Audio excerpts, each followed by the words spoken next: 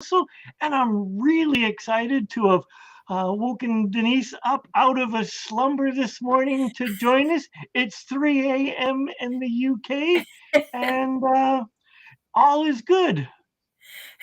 Good morning.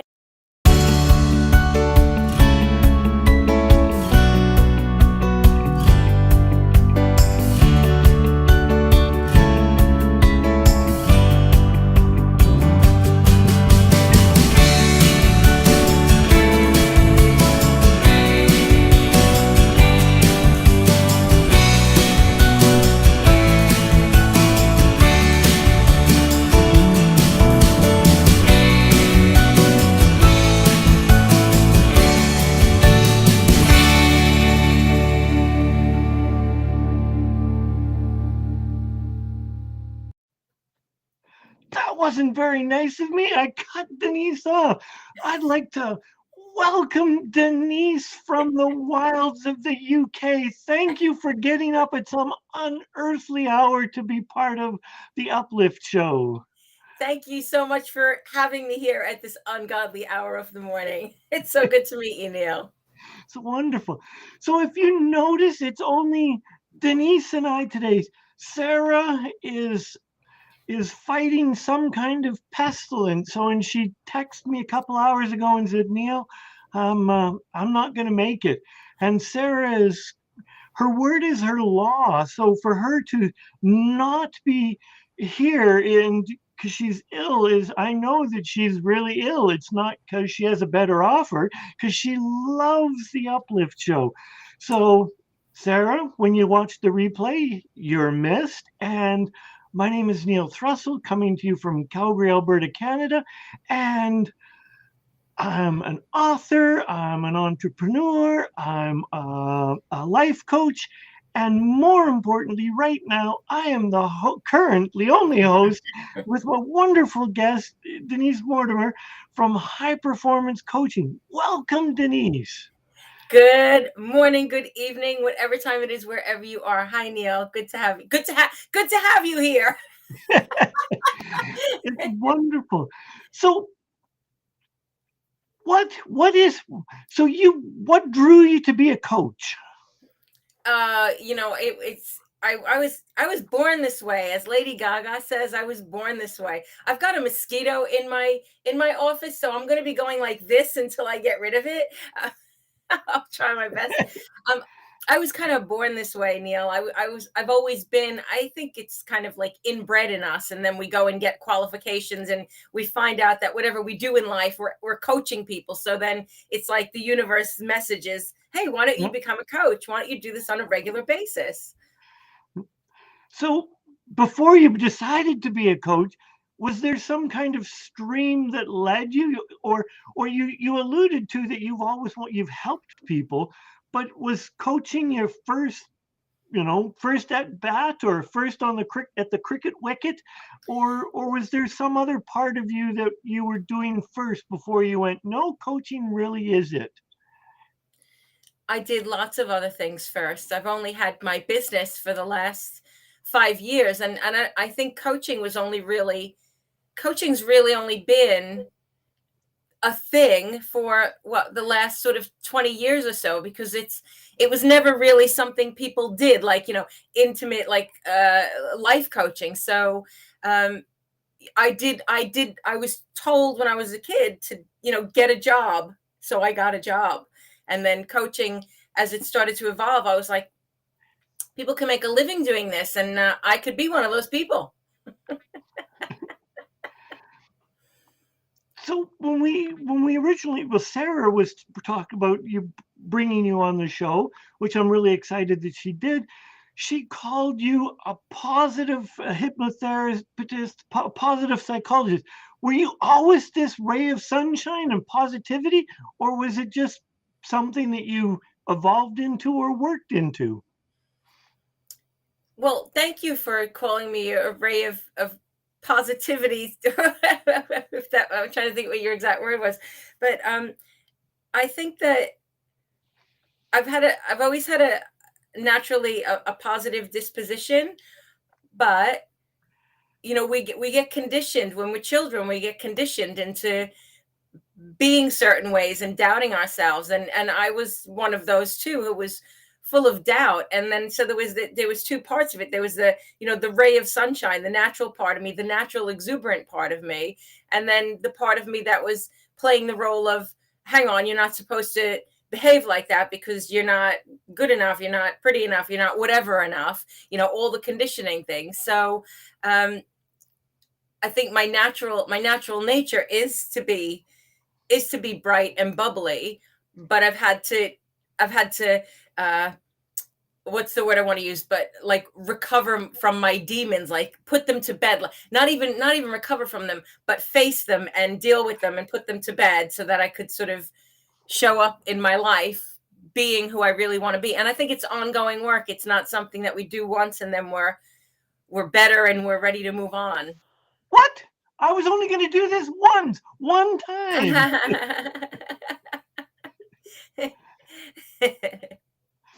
So you're in the UK, but you don't have a UK accent. Where was home originally?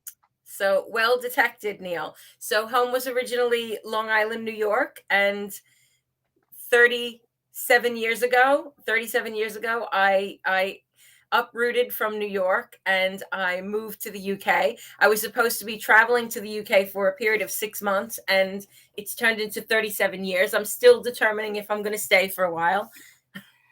You're just holding out all the options. Exactly. I don't want to commit too much. Yeah. Oh, that's wonderful. So was it a man or a relationship that got you to stay? Yeah, so I came over and I traveled around for a little bit, and then I had an opportunity. Well, I met someone, and I had just finished college over in New York, and I was like, what have I got to lose? So I came over, and then, well, 6 months later, we got married because I couldn't keep coming and going. The UK wasn't going to keep me coming and going, so we got married on a bit of a whim. But that's that was a couple of husbands ago now. Who's keeping track? Exactly, Neil. Who is keeping track? And and as I have found part of my journey is when whatever my pains and troubles and sorrows are, I find being able to laugh and smile as part of my healing journey, as part of my ability to get over and to deal with it. How is that part of your healing journey? Yeah, of course, absolutely. So let's see, 12, maybe 13 years ago, I was reading a magazine called Psychologies, and I saw a notice in the back of it to do a short course in positive psychology. And I was like, what is this thing called positive psychology? And I ended up doing a master's degree in positive psychology and recognizing that, the psychology as we know it deals with people getting to normal from being abnormal behavior, but positive psychology was about people thriving. And I started thinking, wow, I've always been like this, that my natural inclination is towards thriving. And then there was a whole science behind it as well, so it like validated what naturally felt like the things that I would naturally do anyway, like, okay, when everything seems to be falling apart, express gratitude, or just laugh at things that seem so dire and so dismal that you're like, what else can I do now? So suddenly there was an academic study behind the kind of things I was doing naturally. And then of course there's more to positive psychology as well, but it was great to feel like, oh, okay, there's actually a science to this. There's something behind this. I can so relate to those words, because at times I felt, because I easily can move through things by maintaining a positive attitude. Doesn't mean that I don't feel the pain, I don't feel the hurt. Yeah, yes. But and I feel them, but I move in my judgment and observation is because I have a positive natural propensity. I move through these things quicker. I'm very I've had some horrific things happen in my life, but I don't wallow in them. So I think there's such a huge piece, which is why our show is called The Uplift. Because awesome. Yes. Yeah. No, I couldn't agree anymore. And it comes, I think, you like me, I'm going to turn the tables on you for a second, that your energy, because we're all just energy, aren't we? Your energy is really, really positive, really high vibration. So it's really great to meet you, because I can feel the kindred spirit there. yeah, it's wonderful.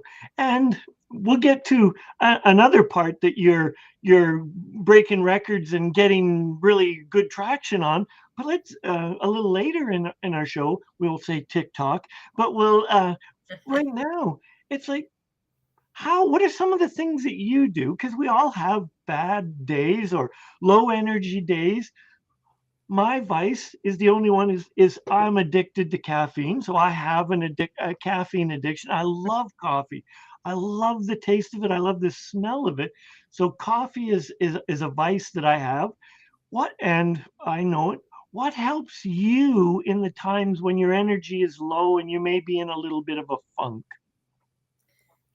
I think sometimes it's just accepting that it's okay, because we can't be up all the time. You have to experience the highs and the lows. You wouldn't know that a high was a high unless you had a low to compare it to. And it's the natural cycle of life that we have ups and downs, but it's noticing. I've got my mosquito joining me again. So it's about noticing. Exactly. I'm gonna look like the Karate Kid. Yeah. Try and get this mosquito out of the way. It's this, and this is where emotional intelligence comes in, because it's about recognizing that if you've been affected by something and you've allowed it, like, instead of saying this person made me mad, accepting, like, I've chosen to be angry, I've chosen to be mad in response to this, and then thinking, is there another way to be? Have I misinterpreted this? How else could this be? What else could this mean?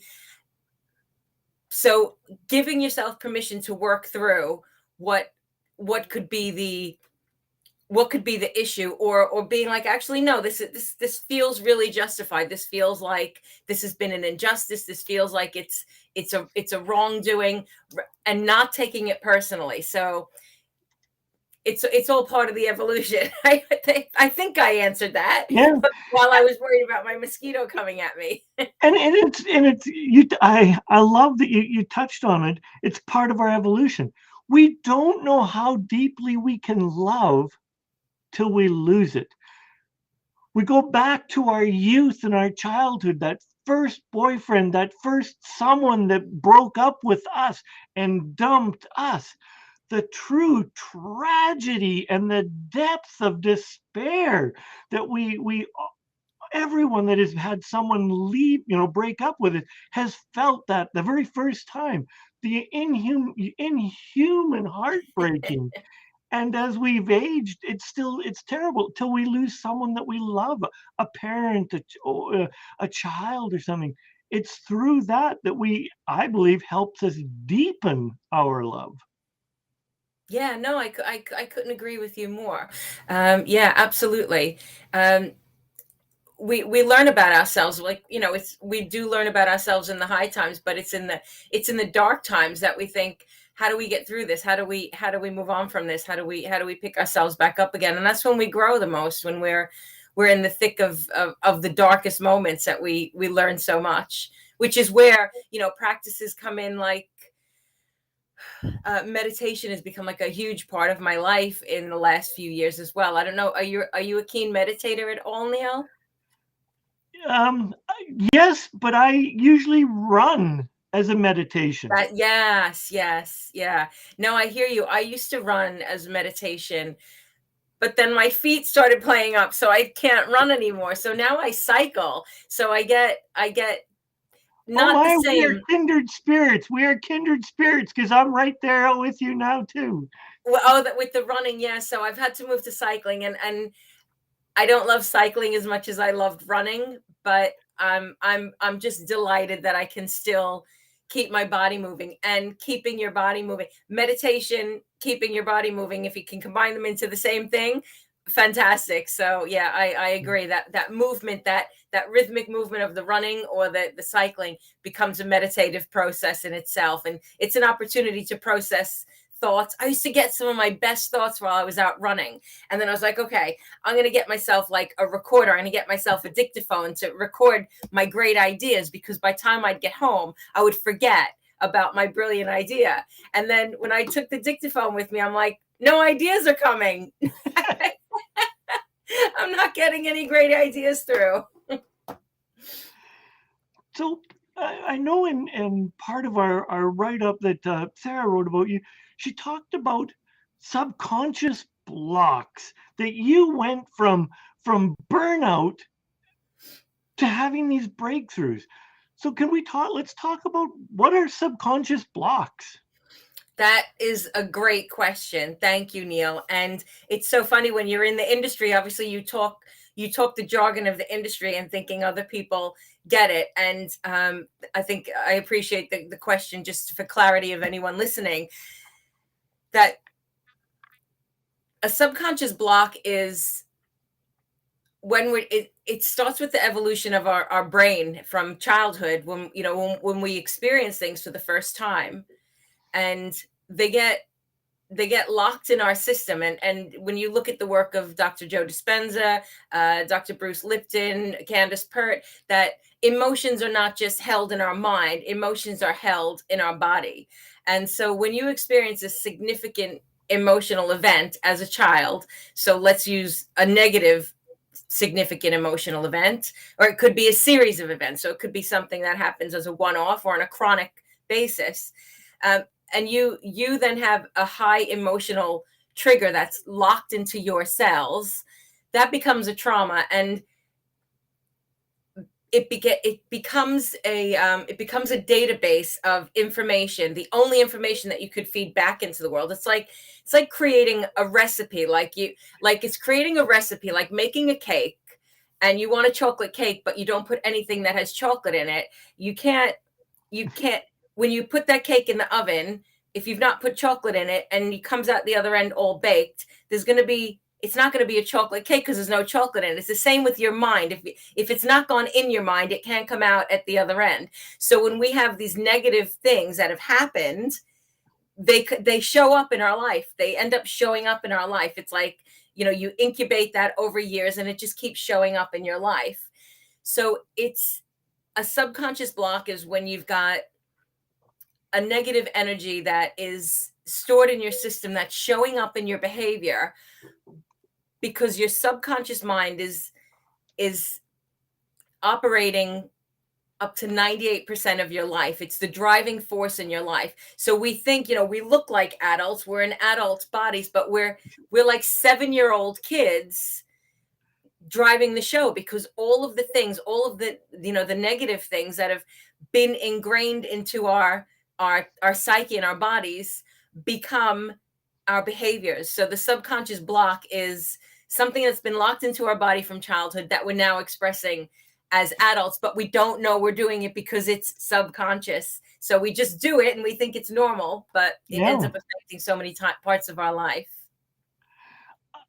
As a coaching question for many people, I like to ask, what's the age of the voice that's driving this? What is the age of the person that is in charge? What are you feeling? How old are you feeling when you have this going on? Because, yeah, as you said, that it is usually something very young in our life that is driving us. Yeah, and it would be up to 7 years old, but I'll tell you something in just a moment. I've had clients who've gone back to past lives during a session to remove the blocks. But it would be between birth and 12 years old, typically, where you'll find that people have experienced something for the first time, and then that's become the blueprint for how they continue to behave. So, but as I said, I've had a client or two go back to a previous life, and I'm like, whoa, this is cool. This is really interesting. Absolutely. As an NLP practitioner, neuro-linguistic programming, we use it as a tool is to understand that yes, energies from past lives can hold you back, because as you had said in the beginning, we're all just made up of energy, and Yes, yeah. where that energy is collected and gathered in us could be from our past.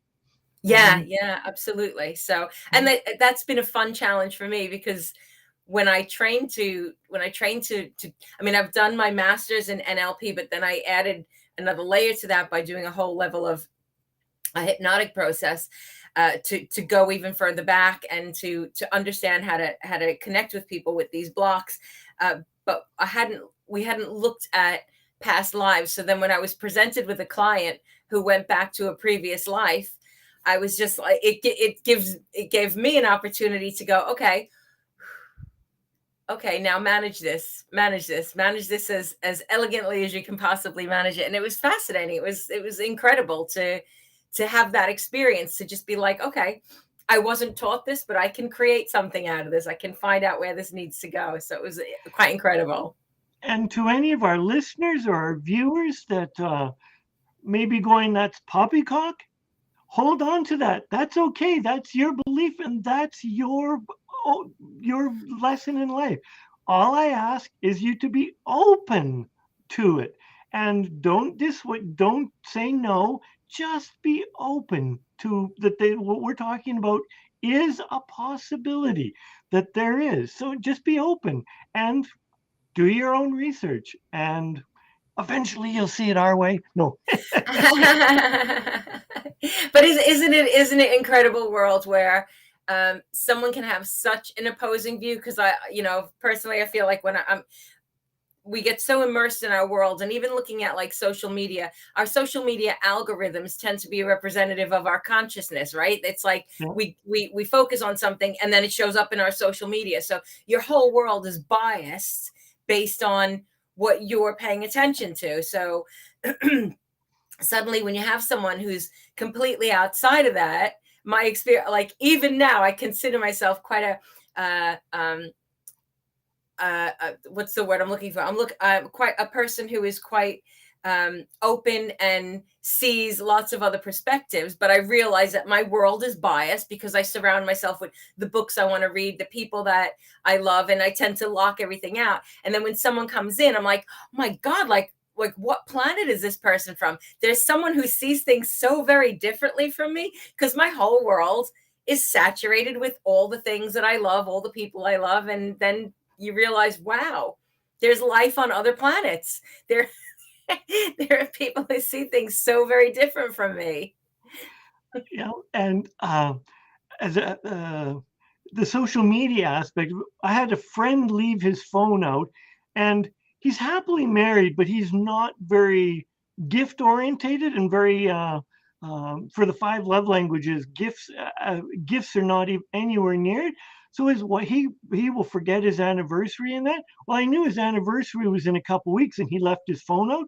So I went on to Amazon and I searched anniversary presents and all of the. So that's all he saw for the next couple of weeks on his Facebook feed was gifts. So he's like, he phoned me a couple of days after all this. He goes, "Thanks, Neil."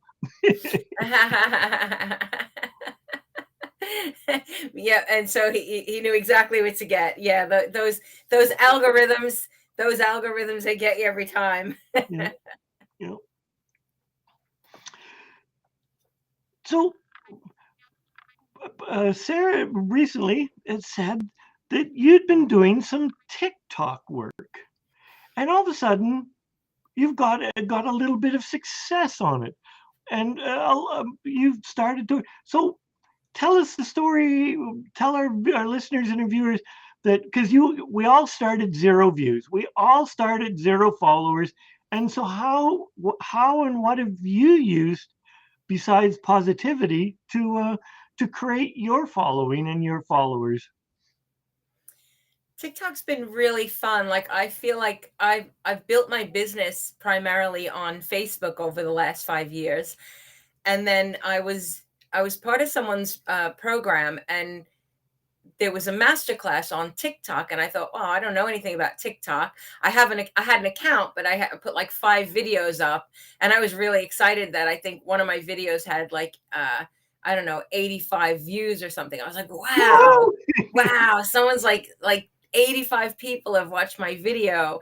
And I started my account in 2020, and I didn't really know what to do with it. And then when I did this masterclass on TikTok, it just completely blew me away. I'm like, oh my God, this seems like so much fun.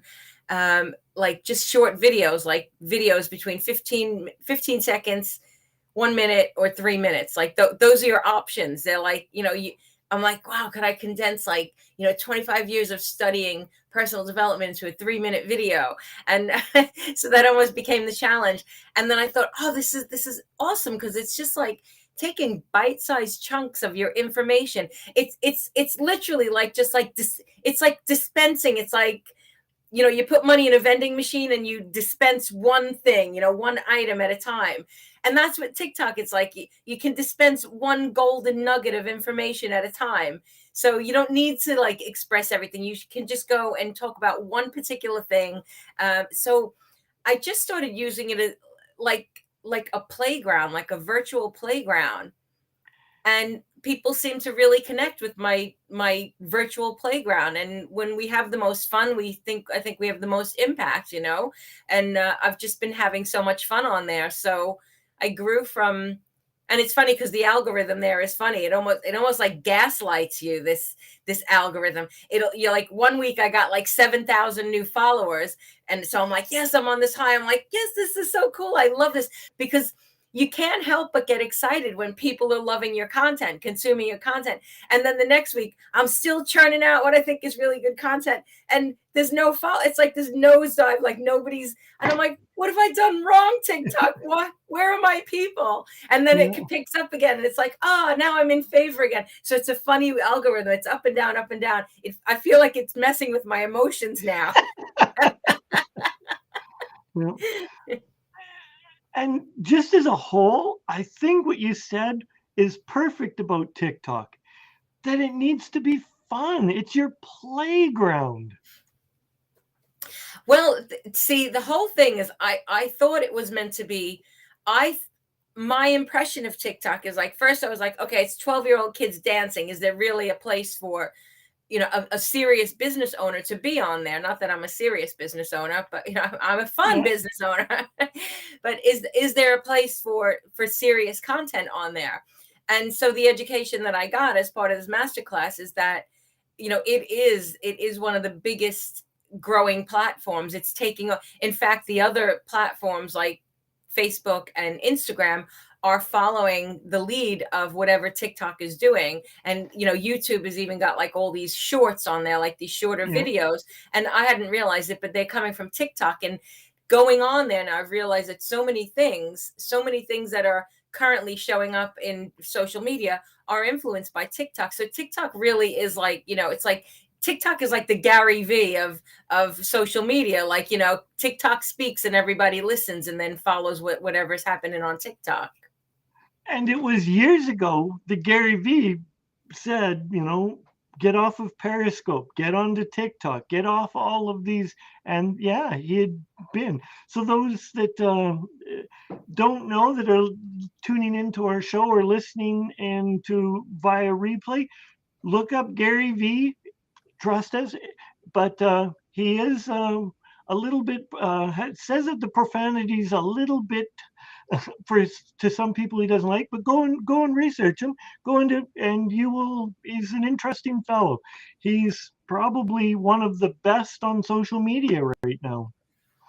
Yeah, and he has been, and he still is the voice of influence. When he speaks, people respond, and that's, as I said, that's exactly what TikTok.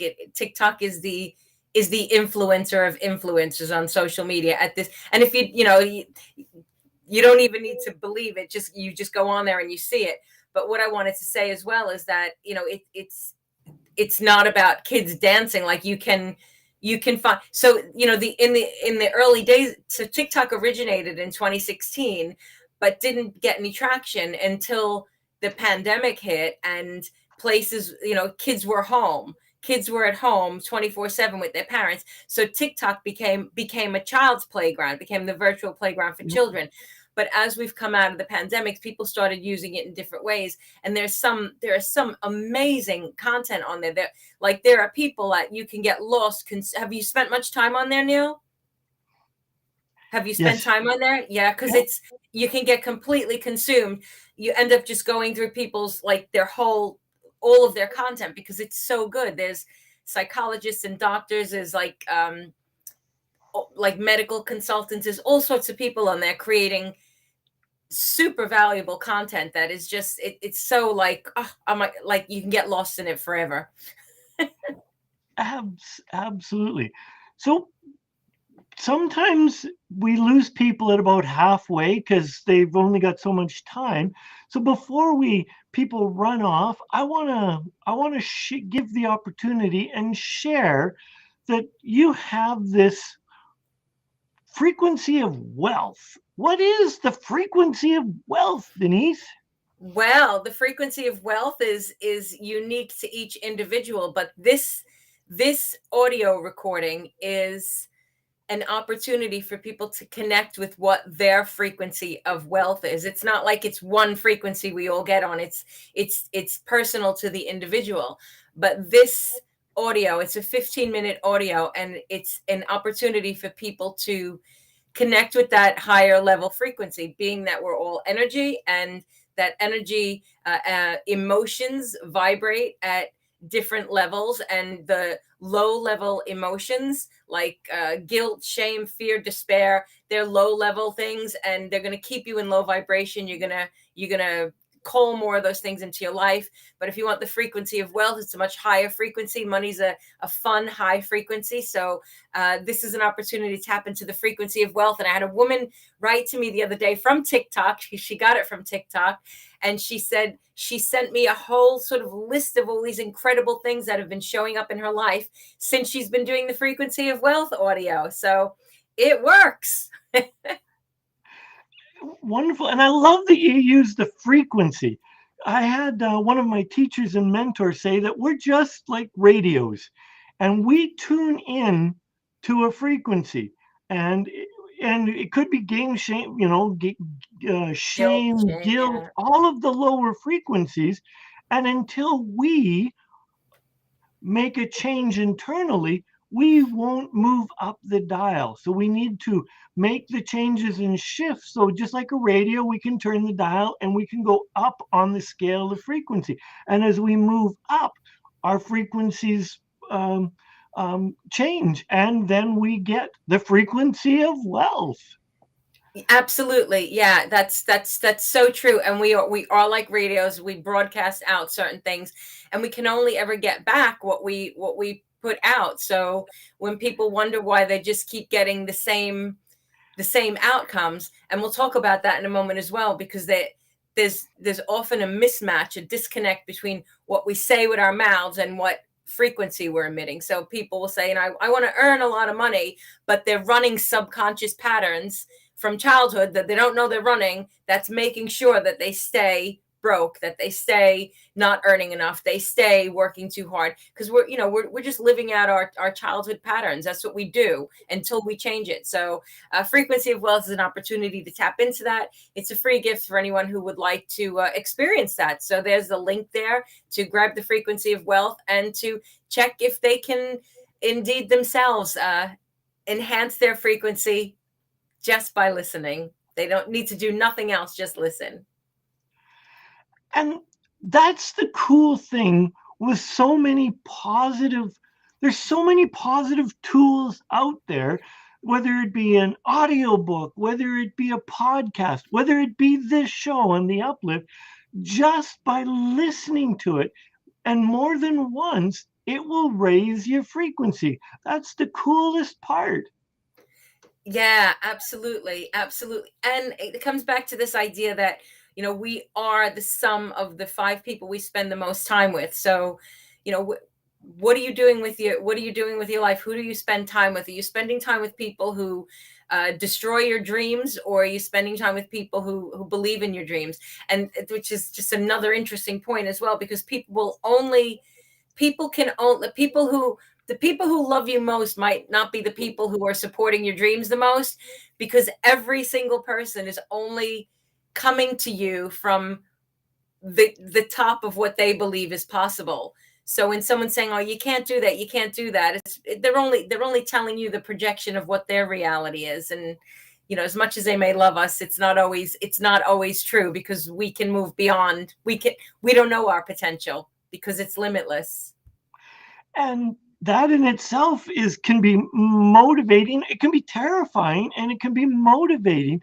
That most self-made people have to move beyond where they started from. So they have to let go. Maybe we won't say friendships, but they have to let go of their past so they can move into their next evolution, their next evolution of who they are and who they want to be and who they're striving to become.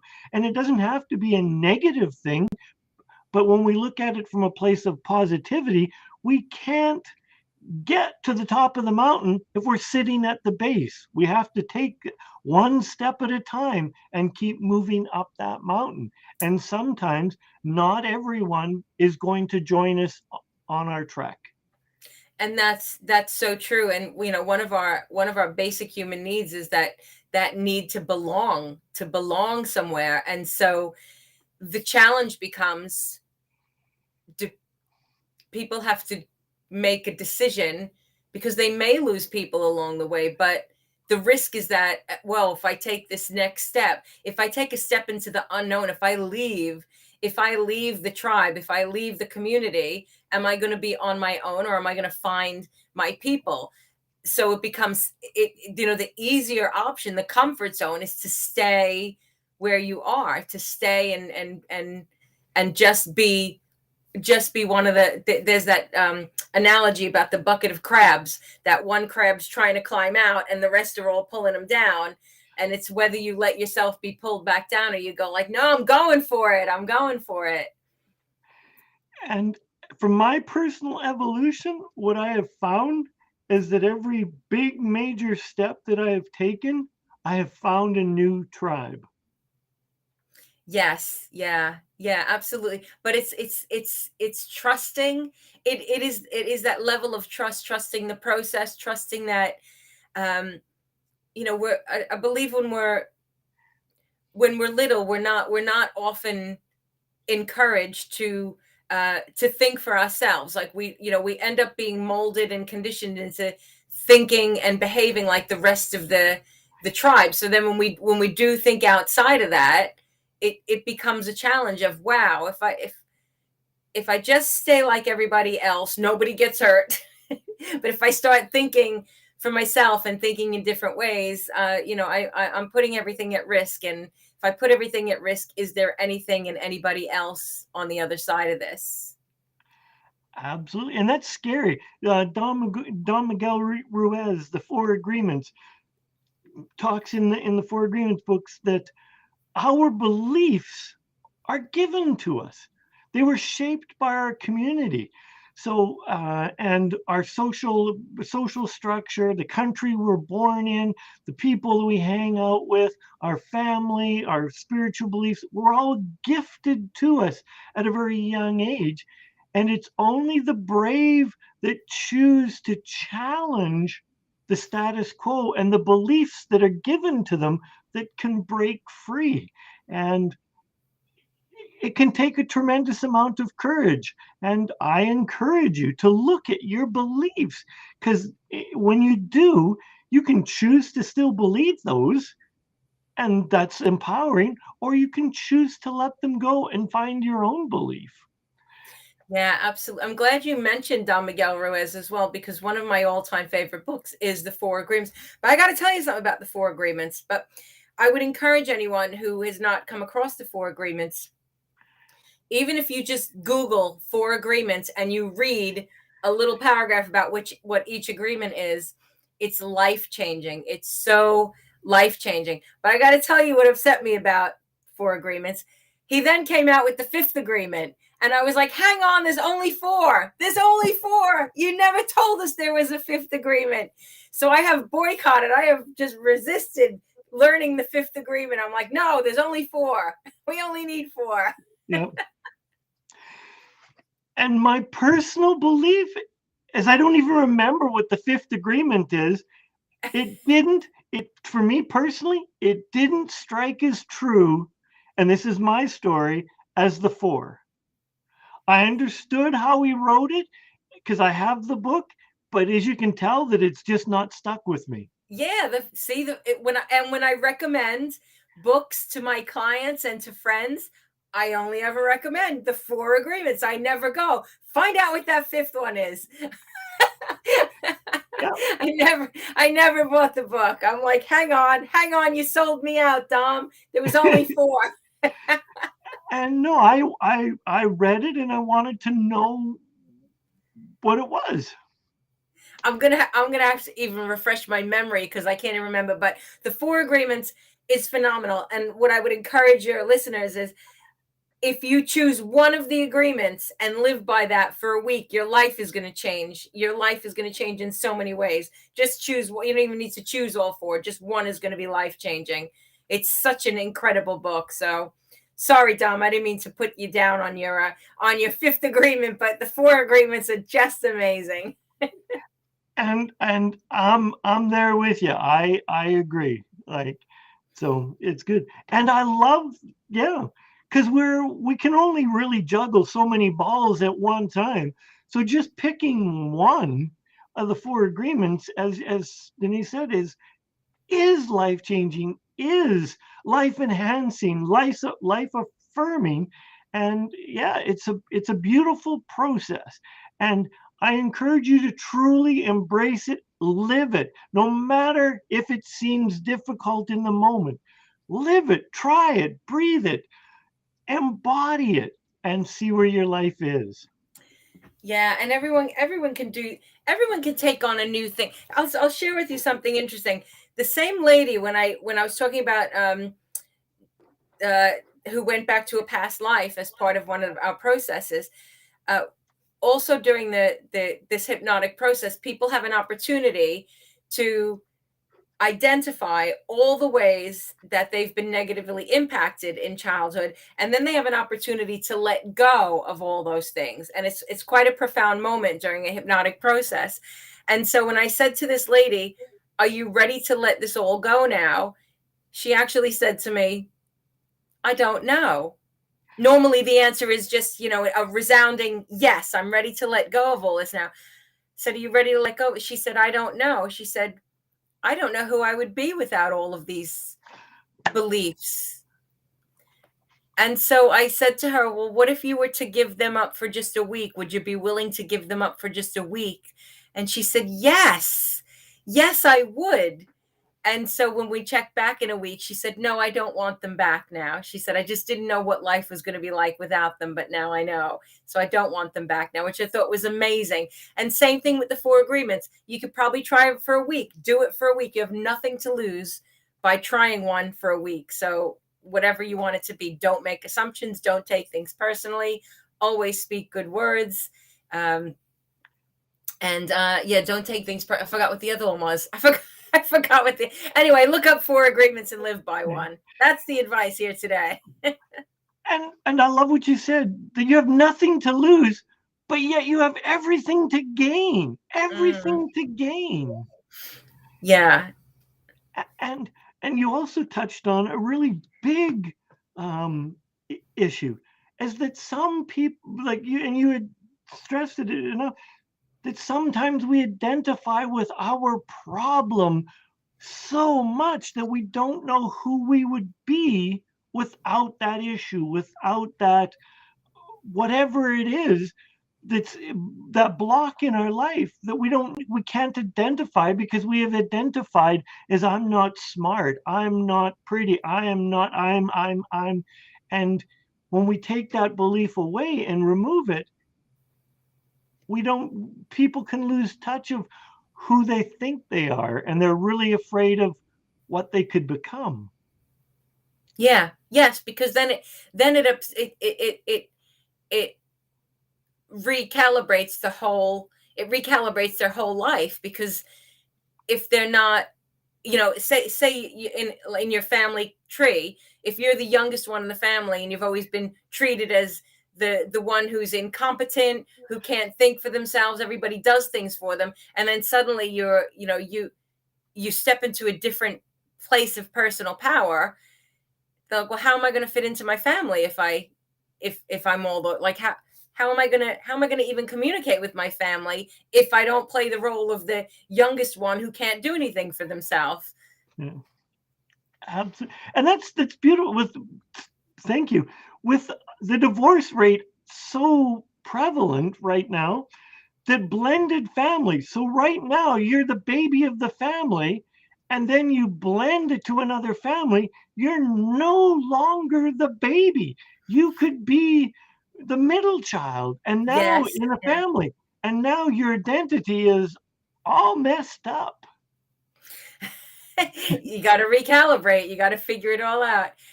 Who would we be without? Try for a week and find out. Yeah. Thank you. I'm not sure. Can you see who is our Facebook user? Is Sarah here with us watching now? I don't know. I don't know who's posted. Like that's why sometimes I'm over here. So this is just starting around. Whoever Facebook user is, I'm only seeing it as Facebook user, but it's wonderful to have you here. And I wonder if it's Sarah, and Sarah sending you lots of healing vibes, Sarah. Excellent. Yeah. So yeah, it's this belief of when we believe something so fervently, and then all of a sudden it's taken away, as in using your word, it's the recalibration can knock us for a loop. Yeah. Yes, absolutely. Absolutely. And so then what do we do when we're knocked for a loop? Bring in positive words, read positive, uplifting songs, uplifting videos. Go to TikTok, find the positive ones, find your favorite ones. Listen to change the frequency. Yeah, change the frequency as well. Everything you've just said is old ways to change your frequency as well. Change your energy, shift that energy, move your body, dance, just move. And there's something about just trusting the process, Neil. Like we're all going through stuff. Every single person has got stuff going on in their life that even no matter how good social media may look on social media, there's always something hidden beneath the surface that needs addressing. So I think we need to treat each other a little bit more kindly. And when we're seeing people on social media bragging about how good it is, even the bragging itself is evidence that there needs to be some healing done. Because why would you feel the need to be so full of, look at me, if there wasn't some sort of a needy child in there with some unmet needs? Absolutely. And that's a beautiful segue in itself for the uplift. We all, I believe, as a world, as a society, as your town, your family, whatever community you're in, we all need to be, because there's so many things going on right now, we need to be kinder and gentler to each other. We need it, not me, doesn't need to be about me. It needs to be about we. Don't lose the me in it, but remember that collectively we are a we, a whole bunch of me's making the we. Yeah, absolutely. And also recognizing, I think one of the most important things is to recognize that whatever we believe about the world, like if this comes back to 𝗚𝗏𝗄𝐻 again, it's like, if you think I'm an idiot, or if you think I'm the best thing that ever happened to this planet, it has nothing to do with me. It has nothing to do with me. It's an outward projection of what's going on in you. And when you know this, you're completely like immune, and you can only see that people need to be healed rather than hated. You know, that there's something in them that needs to be healed. Absolutely. And I hunted on Facebook, and this wonderful comment comes from Lorna Gale, who was on our show twice already.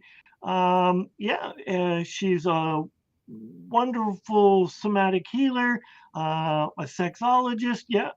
Just a beautiful heart soul. So thank you, Lorna, for joining us today. Thank you, Lorna. Oh my gosh, we're at 50 minutes. That means in another 15, 20 minutes, you can go back to sleep. No, it's almost 4 in the morning where you are. Yeah, it's 10 to 4 in the morning right now. And yeah, I probably will go back for a few more hours sleep before the sun comes up. I truly, yeah. So we've just had a wonderful, is there anything that you would like to touch upon that you just feel called to share with us? Yeah, thank you. I appreciate that. What I would say is, if someone is listening to this and they're thinking, I want to start a journey of self-discovery, I want to start understanding myself better, because that's the greatest gift you can give yourself, is to learn about yourself, to explore the things that trigger you, the things that upset you.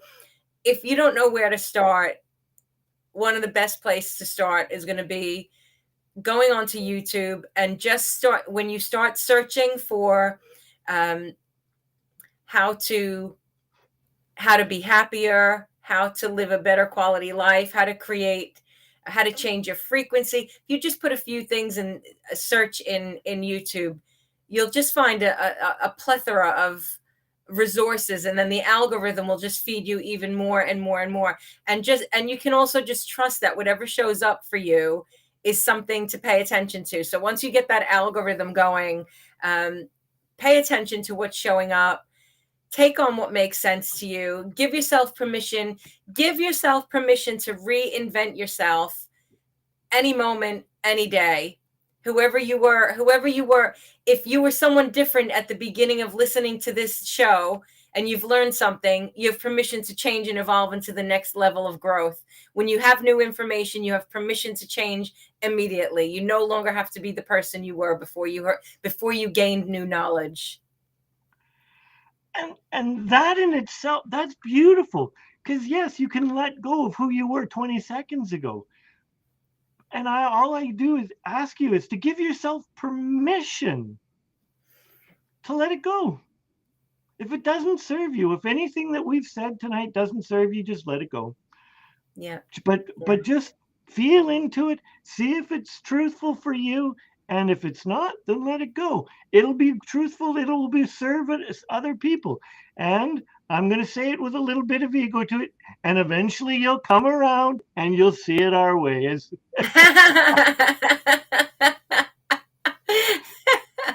Because there are universal truths and small t's and big small truths and big truths. And your evolution is entirely in your hands. And if you're going to be the pilot, be in a plane that can take you places. Fly as high as you want and as low as you want. Be in a submarine if you want. Explore wherever you feel comfortable in exploring. Yeah, and I also feel compelled to share at the moment as well that there was a time in my coaching where I wanted people to change more than people wanted to change, like right, and I've accepted that everyone in their own time, and we can't accelerate someone's growth, and we can't slow down someone's growth. We can only be part of the journey and just allow them to unfold as they're meant to unfold. I've given up wanting something for someone, seeing what's possible for them, because their soul has its own journey that it needs to live out and come to its own conclusions at the exact right time for them. So know wherever you are in your journey, you don't need to judge yourself compared to anyone else. Just allow things to unfold. I think allowing and trusting the process is a huge gift we can give ourselves, that we can, because then we get caught in comparison-itis. I want to be as good. I want to be as knowledgeable. I want to be as highly evolved. How about if you just allow yourself to be who you are and let the rest just reveal itself, and you can trust that you're like the river. It's just river's going to continue to flow. You'll continue to flow without pushing and forcing things to happen. There's a natural way things will open up and reveal themselves for you. That's beautiful. And it's a beautiful segue, because normally at the very end, I ask for people to share just some last minute thoughts. And that was beautiful. That will make a wonderful soundbite. And I would just love to leave our viewers, our listeners, with a little bit. But before I do that, I want to thank you, Denise, for getting up at 3 a.m. to join us, and some wonderful content. I truly appreciate you, and I want to thank you from the bottom of my heart for there could have been far better things or different things you could have chosen to do than to be up at 3 a.m. So thank you. And thank you. For those that are just before you run away and get on with your lives tonight, just know this, that you are loved, you are appreciated, and we want to honor and support you on your journey. And with that, have a great night or morning, whatever it is when you're listening to.